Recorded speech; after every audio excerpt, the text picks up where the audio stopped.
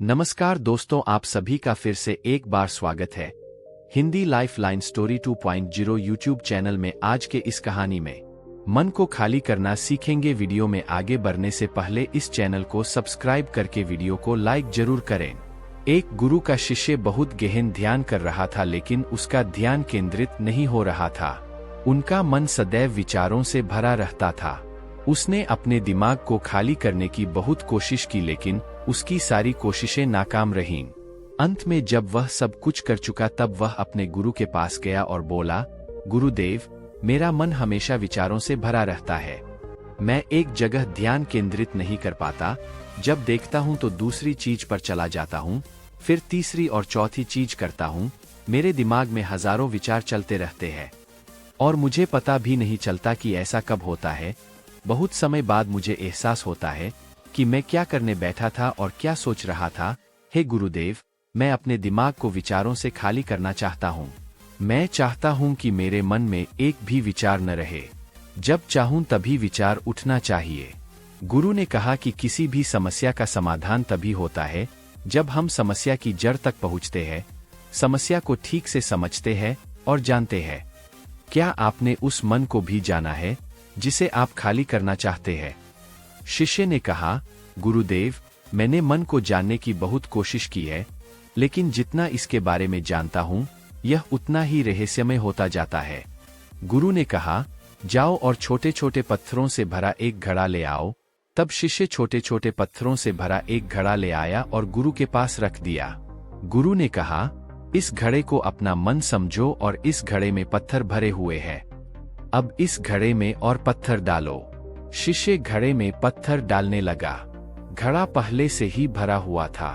12वां पत्थर रखते ही बाकी सभी पत्थर नीचे गिरने लगे। तब गुरु ने कहा, रुको और ध्यान से देखो। अब घड़े में कोई पत्थर तो नहीं आ रहे हैं, बल्कि वह नीचे गिर रही है, क्योंकि यह भर गया है। इसमें जो भी आ सकता था वह आ गया। अब और पत्थर नहीं आएंगे। यदि आप दूसरा पत्थर लगाना चाहते हैं तो पहले पत्थरों को बाहर निकालना होगा। शिष्य ने तुरंत कहा, गुरुदेव, मैं समझ गया कि आप क्या कहना चाहते हैं, कि हमें अपने दिमाग को विचारों से खाली कर लेना चाहिए। गुरु मुस्कुराए और गुरु ने कहा, पहले पूरी बात समझो और फिर दिमाग को खाली करो।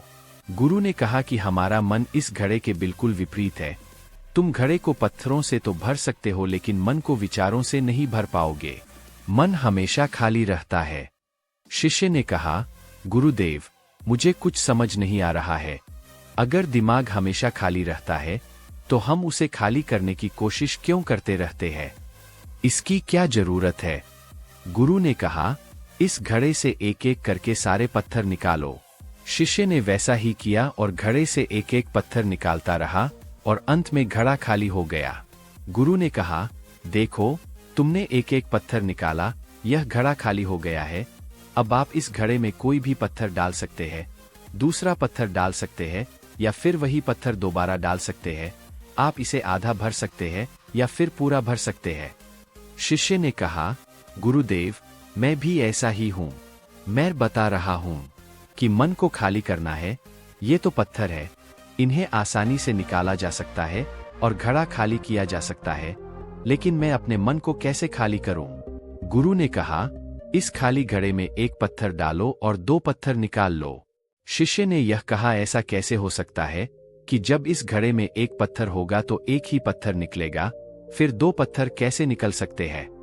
गुरु ने कहा, चलो ऐसा करो, इस घड़े में 2 पत्थर डालो और 4 पत्थर निकाल लो। शिष्य ने कहा, गुरुदेव, यह कैसे संभव हो सकता है? ये कोई चमत्कारी बर्तन नहीं है कि एक डालो तो 2 निकालो, 2 डालो तो 4। गुरु ने कहा, यह घड़ा चमत्कारी नहीं है, लेकिन तुम्हारा घड़ा यानी तुम्हारा मन चमत्कारी है। यदि आप इसमें एक विचार निकालेंगे तो इसके पीछे 2 विचार होंगे। जब आप उन 2 विचारों को पकड़ते हैं तो उनके पीछे 4 विचार उभर आते हैं और वह खाली नहीं रहता।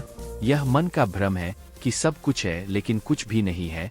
शिष्य ने कहा, गुरुदेव, आप जो कह रहे हैं वह मैं समझ गया, लेकिन क्या मैं हमेशा अपने विचारों के जाल में फंसा रहूंगा?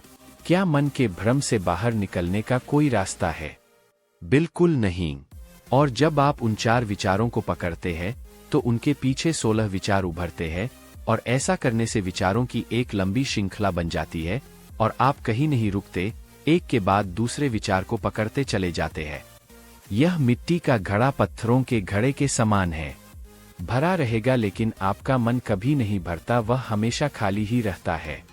हमारा दिमाग भी एक विचार के बाद हमारे लिए हजारों विकल्प खोल देता है और हम एक मुख्य विचार को छोड़कर उन हजारों विकल्पों में फंस जाते हैं। शिष्य ने कहा, मैं आपकी बात अच्छी तरह समझ गया हूं, लेकिन अब मुझे क्या करना चाहिए? मेरा मार्गदर्शन करें। गुरु ने कहा, मन के जाल में मत उलझो, मन को खाली करने की कोशिश मत करो, अपना ध्यान इकट्ठा करो, एकाग्रता लाओ, जो भी कर रहे हो उसे अंतिम मानकर करो। ऐसे करो कि बाद में इसमें आपको कुछ भी करने की जरूरत नहीं है। और जब आप किसी दूसरे विचार पर काम करते हैं तो बस उसी पर काम करें, कोई दूसरा विचार नहीं। मन के भ्रम से बाहर निकलना इतना आसान नहीं है, लेकिन अभ्यास सब कुछ कर सकता है। शिष्य ने कहा, गुरुदेव, मैं भी ऐसा ही करूंगा। यह समझाने के लिए आपका बहुत बहुत धन्यवाद।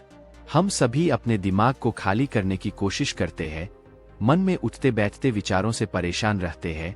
हम चाहते हैं कि ये विचार कहीं चले जाएं और हम शांत हो जाते हैं, लेकिन जितना हम इन विचारों से दूर भागते हैं, हम विचारों का उपयोग करते हैं कि वे हमें शांत करते हैं और वे आपके उन्हीं विचारों से जुड़े होते हैं जिन्हें आप छोड़ना चाहते हैं। इसलिए ये विचार इतनी शक्तिशाली है। जब आप सोचना ही नहीं चाहते तो आप शांत रह सकते हैं। यह तभी संभव है जब आप शांत रहने की कोशिश करना बंद कर दें और अपनी समस्या को हल करने पर ध्यान दें। ध्यान केंद्रित करें और समझें कि चिंता करने से नहीं, बल्कि सोचने से समाधान मिलता है। गुरु ने कहा, इस मिट्टी के बर्तन को पत्थरों से आधा भर दो। शिष्य ने वैसा ही किया। फिर गुरु ने कहा, अब इन पत्थरों में से एक पत्थर चुन लो और उस पत्थर की एक छोटी सी मूर्ति बनाकर मुझे दे दो। मैं जानता हूं कि तुम एक अच्छे कलाकार हो।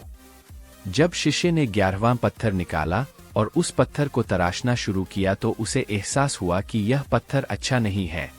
तो उसने घड़े से दूसरा पत्थर निकाला, उसे वह पत्थर भी पसंद नहीं आया। फिर उसने तीसरा पत्थर निकाला, उसका रंग उसे पसंद नहीं आया। फिर उसने चौथा पत्थर निकाला, लेकिन उसे इस पत्थर में एक दोष निकला। इस प्रकार उसने लगभग सभी पत्थर बाहर फेंक दिए। उसे ऐसा करते देख गुरु ने कहा, वह पत्थर जो तुमने पहली बार निकाला था, यह समझकर उसी पत्थर की खोज करो कि तुम्हारे पास कोई दूसरा पत्थर नहीं है।